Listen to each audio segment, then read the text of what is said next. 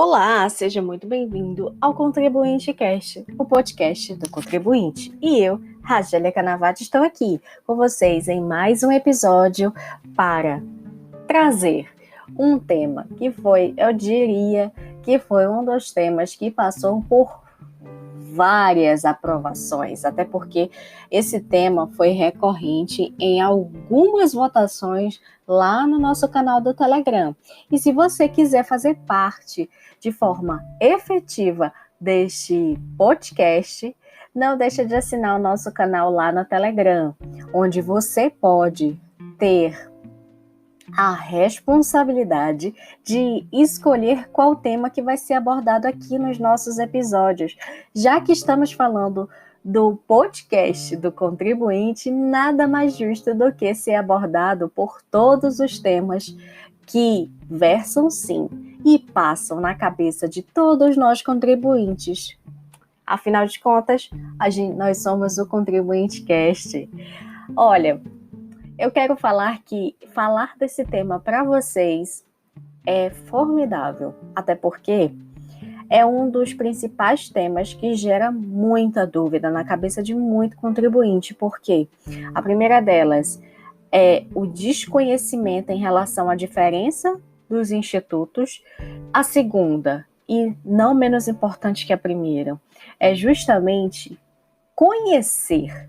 A partir do momento em que a gente conhece os institutos, nós podemos nos precaver e promover a nossa defesa, sim, em casos de cobrança indevida por parte do fisco. Agora, se por todos esses spoilers que eu estou passando aqui para vocês, vocês já perceberam algo ou também não perceberam nada, calma, que o tema desse nosso 22º episódio que nós estaremos tratando aqui é claro, gente, que é prescrição e decadência no direito tributário. Assunto esse muito importante para todos nós, viu, contribuintes? Se você tem dúvidas em relação a esse assunto ou deseja conhecer um pouquinho mais sobre esse tema de uma forma totalmente diferente, eu te convido a navegar conosco em mais um episódio aqui do Contribuinte Cast, o podcast do contribuinte. Vem comigo!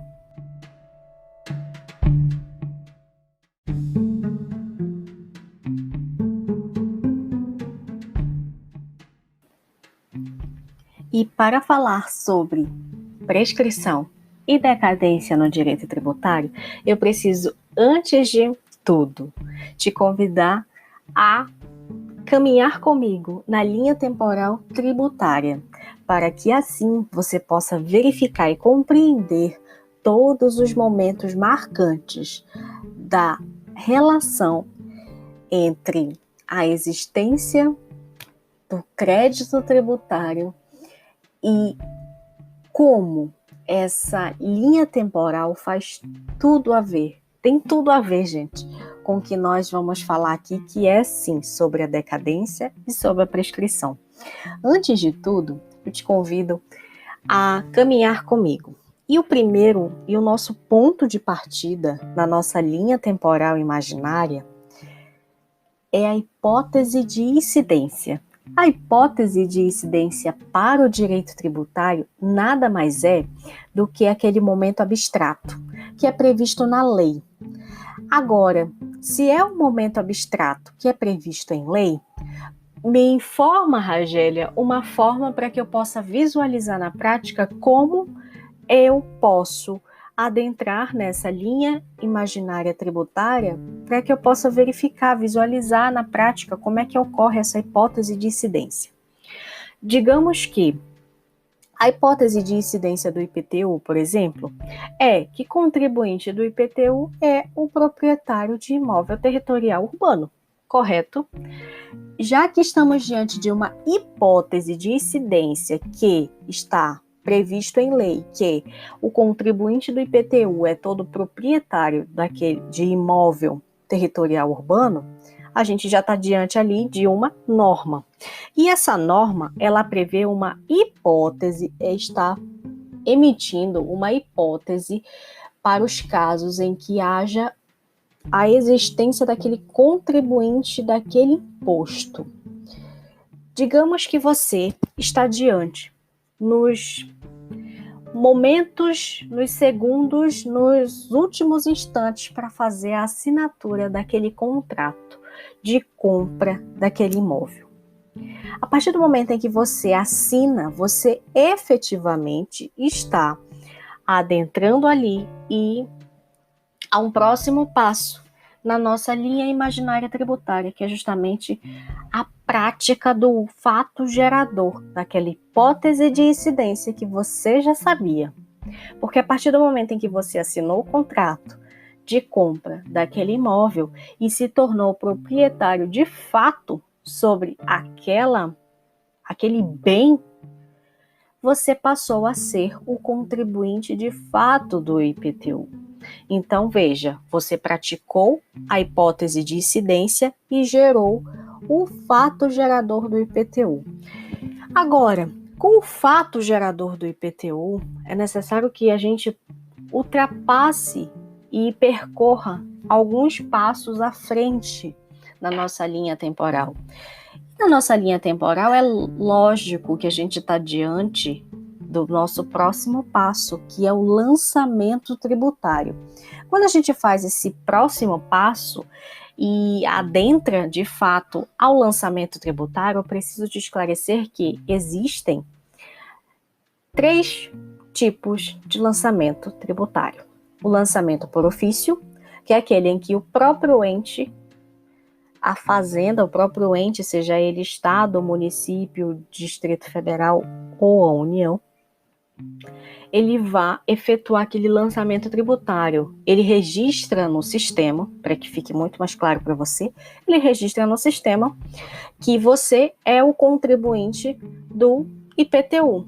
Então, ele vai lançar, ele vai verificar o valor venal daquele imóvel e sobre o valor venal daquele imóvel aplicar determinada alíquota.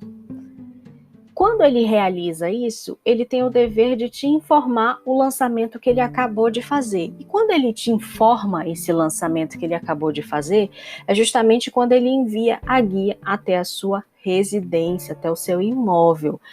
Não necessariamente ele tem a obrigação de estar enviando a você, já que estamos diante da era digital.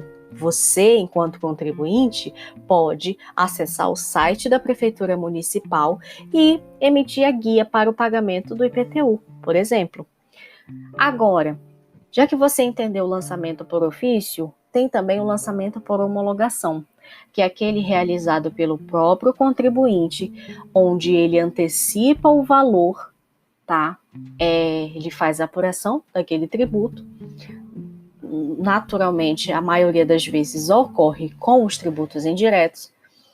Ele faz a apuração, emite a guia, recolhe de forma antecipada e o fisco ele tem o prazo de 5 dias para fazer a homologação daquele ato que originou o pagamento. Agora também tem o lançamento por declaração, onde ele é feito pelo contribuinte através de uma declaração, uma emissão de informações que o contribuinte oferece para o ente federativo, aquele ente, aquele fisco que está ali exigindo aquelas determinadas informações. Só que no caso em tela que nós estamos visualizando é o IPTU. Quando a gente está tratando do IPTU, a gente está tratando do lançamento por ofício. E quando esse lançamento por ofício ele é realizado? A partir do momento em que todos nós estamos comemorando o Réveillon, por exemplo, no primeiro dia do ano seguinte, aquele ano, o primeiro dia que todo mundo tem como dia mundial, o Dia Universal da Paz. E nesse dia, 1º de janeiro, é o dia do lançamento do fato gerador do IPTU, por exemplo. Agora, que você já entendeu e nós já percorremos juntos essa linha temporal, onde você já passou pela hipótese de incidência, passou pelo fato gerador, passou pelo lançamento, eis que nós temos o próximo passo, e é a obrigação tributária. Para a obrigação tributária, eu preciso te esclarecer de antemão que existem dois tipos de obrigação, sendo ela a principal, que é aquela que é o dever de pagar. Eu vou pagar aquele determinado tributo, tá? E tem também aquela obrigação acessória, que é aquela obrigação de realizar, aquela obrigação de fazer. Eu vou emitir uma nota fiscal, eu vou emitir um livro, uma escrituração digital, uma escrituração contábil, enfim. Você tem a obrigação principal e você tem a obrigação acessória, tá?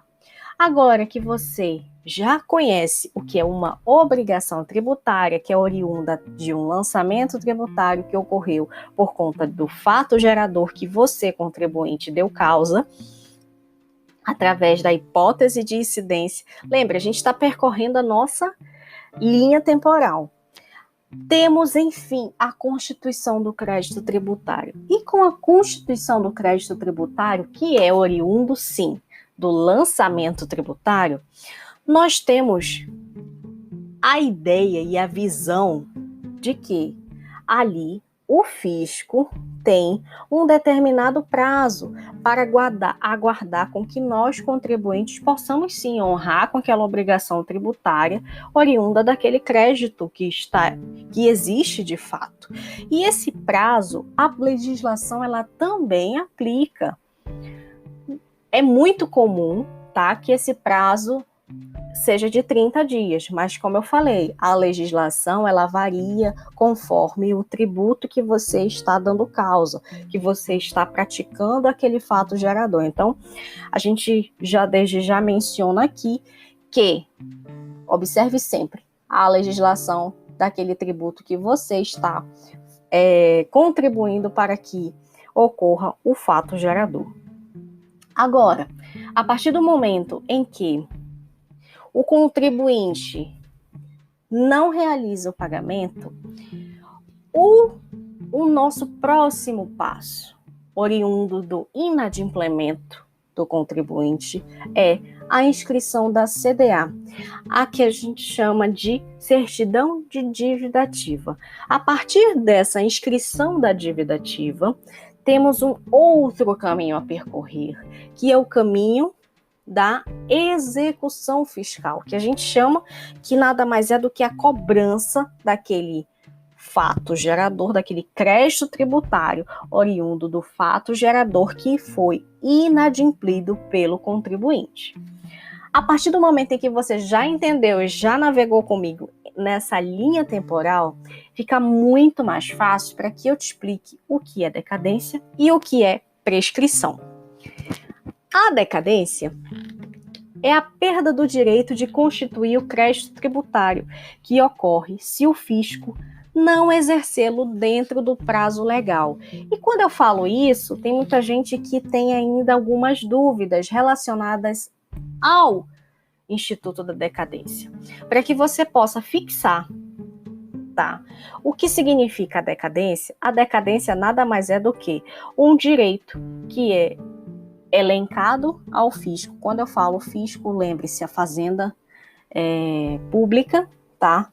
Ela tem o livre-arbítrio para constituir aquele crédito tributário. Só que ela tem aquele livre-arbítrio no prazo de 5 anos, como preceitua o artigo 173 do Código Tributário Nacional. Agora, para que você entenda ainda mais o que é esse Instituto da Decadência, é preciso que você verifique que esse prazo dos 5 anos ele é contado do primeiro dia do exercício seguinte, aquele em que o lançamento poderia ter sido efetuado. Isso é o que preceitua o inciso 1º do artigo 173 do CTN. Agora vamos ao caso na prática. A gente está tratando aqui de prática. Por exemplo, se porventura você adquiriu o imóvel, tá? No dia 1º de setembro de 2010, logo o primeiro dia do exercício seguinte para o lançamento do IPTU é o dia... Se você realizou o pagamento da aquele imóvel no dia 1º de setembro, aquela data seria a data ocorrida do fato gerador. A partir do momento em que nós temos 1º de janeiro de 2011, passa a contar, sim, o prazo para a decadência. E a partir dessa data é que começa o prazo decadencial, ou seja, o prazo para que o fisco, a fazenda pública daquele município, possa, sim, constituir aquele crédito tributário. E como é que ela constitui o crédito tributário? Lembra que quando nós percorremos aquela linha temporal, o próximo passo após o fato gerador foi o lançamento. Então, o lançamento ele precisa ocorrer, tá? A partir do 1º dia do exercício seguinte. Se você adquiriu a casa, o imóvel, tá? No dia 1º de setembro de 2010, logo, o 1º dia do exercício seguinte para que aquela fazenda pública daquele município possa lançar aquele crédito tributário é no dia 1º de janeiro de 2011 e a partir dessa data começa o prazo decadencial. Logo, tá?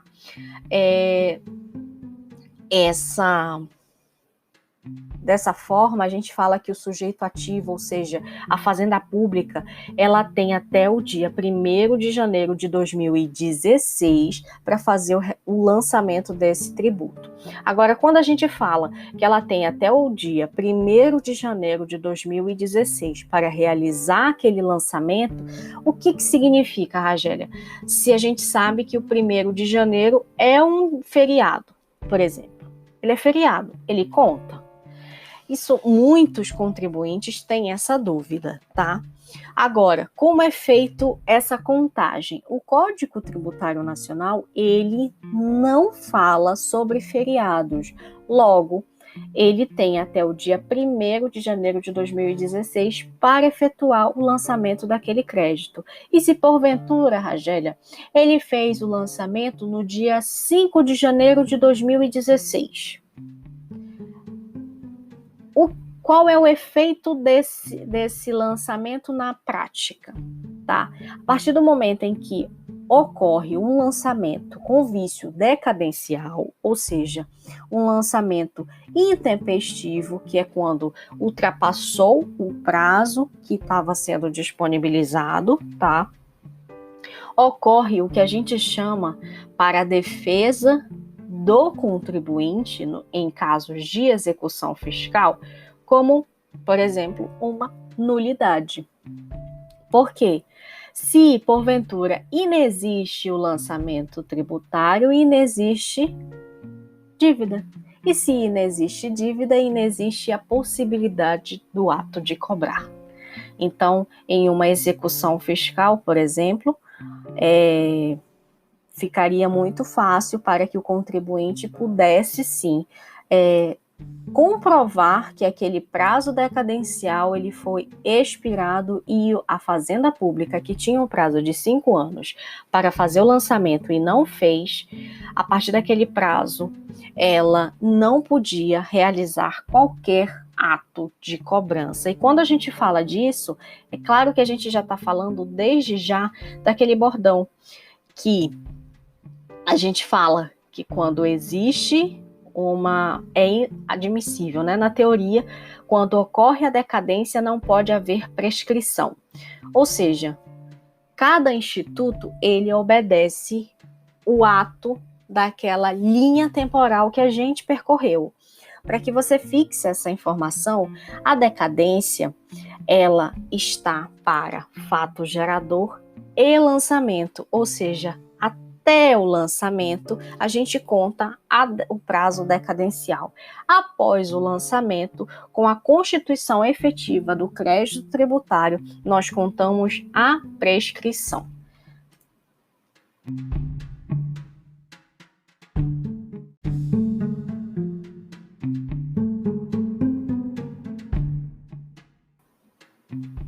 Continuando com o Instituto da Decadência, por via de regra, a constituição do crédito se dá pela realização do lançamento, como eu falei para vocês.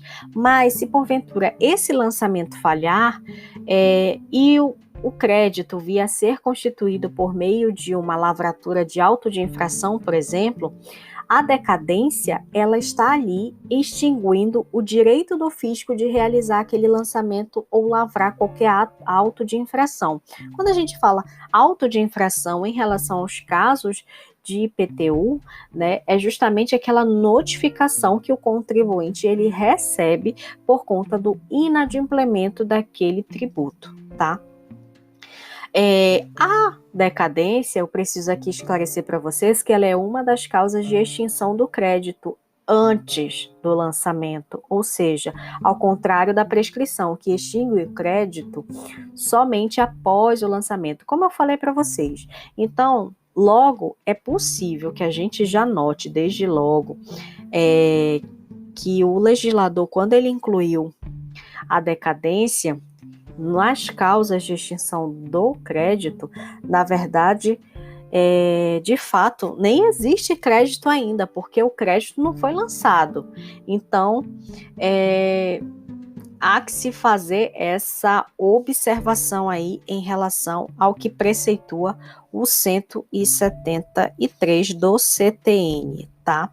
E o 156 também, porque não se extingue crédito tributário se ele nem sequer surgiu. Então fica logo a nossa observação aqui. Em linha geral, para que você tenha em mente, é que a gente já finalize aqui o Instituto da Decadência, para que você fixe, o prazo decadencial que o fisco tem para realizar o lançamento do crédito tributário é de 5 anos, e ele é contado a partir do primeiro ano do exercício seguinte, aquele em que o lançamento ele deveria ter sido realizado, certo? Agora, é muito importante aqui que eu menciono para vocês que no caso da decadência não há causa de suspensão ou interrupção dessa fluência do prazo decadencial não, tá? Ou seja, a norma que é contida no inciso 1 do artigo 173 do CTN, ele cria uma regra geral para contagem de prazo, sabe? Do termo inicial do prazo da decadência, ou seja, 1º de janeiro do ano seguinte, a data que deveria de fato ocorrer o fato gerador, tá? Existem causas especiais de contagem, que é os casos relacionados, por exemplo, ao ICMS, tá? Que são os casos tratados com o lançamento por homologação, tá? Mas no nosso caso, em exemplo aqui, a gente está tratando de um lançamento por ofício, que é o IPTU. O nosso exemplo na prática aqui é o IPTU. Agora, tratando sobre a prescrição. É preciso que eu te esclareça que a prescrição é a causa da extinção, sim, de fato, do crédito tributário. Por quê? Porque, muito diferente da decadência, a prescrição, o crédito tributário, ele efetivamente ele foi constituído, ele foi lançado. Então, nós estamos tratando, sim, de uma causa de extinção de crédito tributário, que ela ocorre quando a Fazenda Pública ela deixa de fazer a cobrança daquele crédito, daquela obrigação que se originou através da constituição do crédito tributário. Para que você possa entender sobre essa questão de causa de extinção, é necessário que você possa compreender que o 156, inciso 5º do CTN, ele indica que a prescrição é uma das causas para extinguir aquele crédito tributário, tá? E o prazo para a propositura de qualquer ação de cobrança por parte da Fazenda Pública é de 5 anos. Já que você percorreu comigo a linha temporal, é possível que você possa visualizar agora que, após a hipótese de incidência, o fato gerador ele foi concretizado, eis que o fisco ele observou o prazo decadencial. E se ele observou o prazo decadencial, ele realizou o lançamento dentro do prazo dos 5 anos, que é a nossa regra geral. Aí, a partir do momento desse lançamento, se originou o crédito tributário por meio da obrigação tributária. Então, aquele crédito, efetivamente, ele foi constituído. Só que a partir do momento da constituição daquele crédito tributário, surgiu também um prazo para que o contribuinte pudesse, sim, efetivamente adimplir aquela obrigação tributária que estava sendo lhe imposta. Só que, porventura, o contribuinte não conseguiu adimplir aquela obrigação tributária e passou a se tornar inadimplente. A partir do inadimplemento, o fisco, ele possui o prazo agora, o prazo prescricional de 5 anos para inscrever a certidão de dívida ativa e então realizar a chamada cobrança. E essa cobrança, ela é chamada através de um processo de execução fiscal.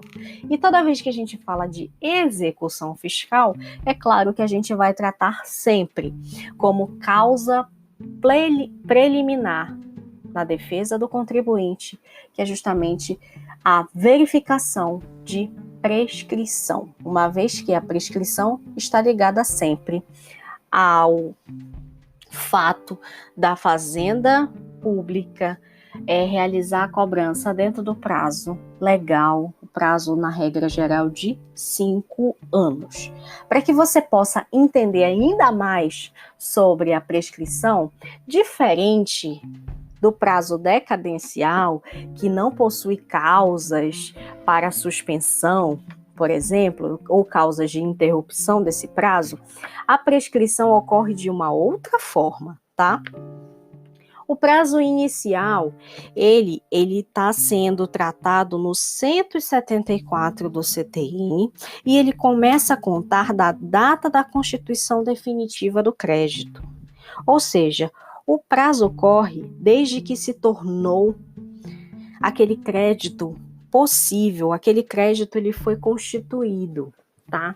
E com isso, é claro que eu vou mencionar aqui para vocês que o devedor, após ele ser notificado pelo fisco para realizar o pagamento, se após a notificação o devedor realiza o pagamento integral, o crédito ali está sendo extinto e não vai haver a execução fiscal, porque não tem o que cobrar.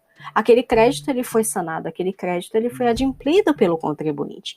Agora, se porventura, se após a notificação o devedor realiza um pagamento parcial, por exemplo, aquele pagamento parcial sem impugnação no valor restante, o prazo prescricional começa a correr da data do pagamento. Isso é muito importante. Agora, quando a gente está tratando de IPTU, não necessariamente você consegue fazer o pagamento parcial daquela guia, tá? O pagamento, esses casos de pagamentos parciais que são ocorridos aqui, é justamente os casos em que tratam sobre o lançamento por homologação, que é muito diferente do lançamento por ofício, onde o contribuinte já recebe a guia de fato com o valor correto, correspondente àquele crédito tributário que está sendo gerado, tá? Agora, existe também o caso do contribuinte que recebe a notificação e não paga, não recorre, tá? Contra aquela cobrança. Nessa hipótese, deverá aguardar, tá, o prazo de 30 dias, que é o prazo que estipula o 160 do CTN, que concede ao devedor para que, sendo notificado, ele realize aquele pagamento ou também ele pode fazer o que a gente chama de impugnação daquela cobrança, daquele crédito que está sendo gerado ali, tá? Agora, se porventura, antes de esgotados os 30 dias, é muito importante isso. Antes que esse prazo de 30 dias esgote, não existe multa, tá? Agora, após, na falta do pagamento, o prazo prescricional conta a partir do 31º dia após a notificação do devedor. E quando eu falo notificação do devedor, você, no nosso caso prático aqui, é justamente o recebimento daquela guia do IPTU que você recebeu como contribuinte, tá? Eu lembro aqui para vocês que se o lançamento falhar por culpa do devedor, ou seja, a gente já está tratando aqui daqueles casos em que o lançamento é feito por homologação ou por declaração. Ele vai ser substituído pelo auto de infração, tá? Só que eu volto a lembrá-los aqui. O nosso caso em tela aqui, nós estamos tratando sobre um caso de lançamento realizado por ofício, tá? Agora, muito importante que eu preciso mencionar aqui para vocês é que o termo final do prazo prescricional, tá? Ele sempre, a partir do momento em que já existe, sim, uma inscrição da dívida ativa, a gente já passa a verificar e vislumbrar uma execução fiscal. Agora, quando a gente fala de execução fiscal, esse prazo final prescricional, ele se dá com o despacho do juiz que ordenar a citação do devedor. E quando isso acontece, a prescrição é o que a gente chama de prescrição intercorrente. Ele retroage à data do ajuizamento da ação. Com isso, para que você possa entender, basta que a Fazenda Pública proponha a execução dentro do prazo prescricional dos 5 anos, sendo irrelevante o devedor foi citado ou não. Isso aqui é uma decisão do STJ e é muito importante você ter isso em mente. Agora, como eu falei para vocês, a prescrição, diferente da decadência, ela possui sim causas de interrupção e causas de suspensão. Para os casos de interrupção da prescrição, a legislação ela prevê um rol taxativo de hipótese, que tem uma fluência, tá, de prazo, é até o meio que falar que ela é um prazo que se paralisa no tempo, sabe? A contagem retoma do seu início. Logo, quando a gente fala de interrupção, parou, a contagem, ele paralisa, então o período que já foi transcorrido, ele passa a voltar, e quando ele volta, ele retoma do seu início. Como?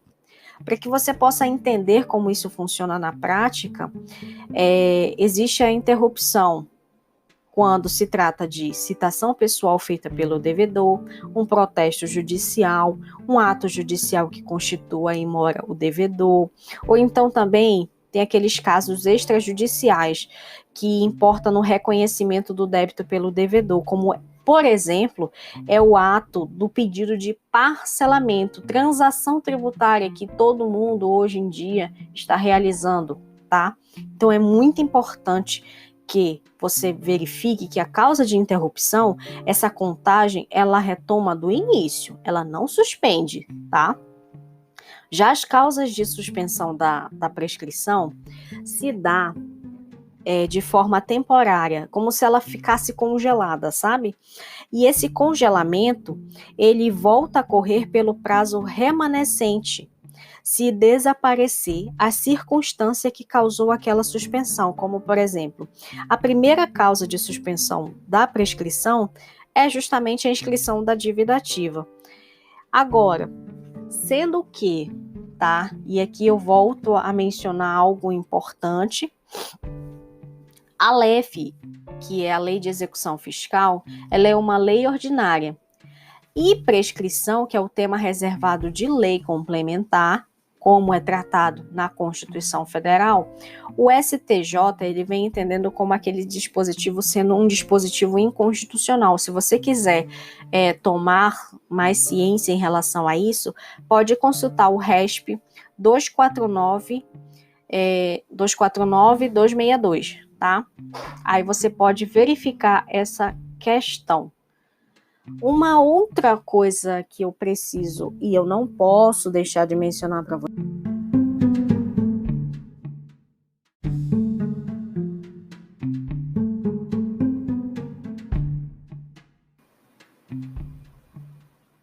Agora, para finalizar, para que você efetivamente saiba quais são as características mais comuns que é existente entre a decadência e a prescrição, é que todas são relacionadas à inércia do fisco, seja a inércia do fisco relacionada ao lançamento tributário, que é quando a gente fala sobre a decadência, ou seja a inércia do fisco em relação à cobrança, quando a gente trata sobre a prescrição.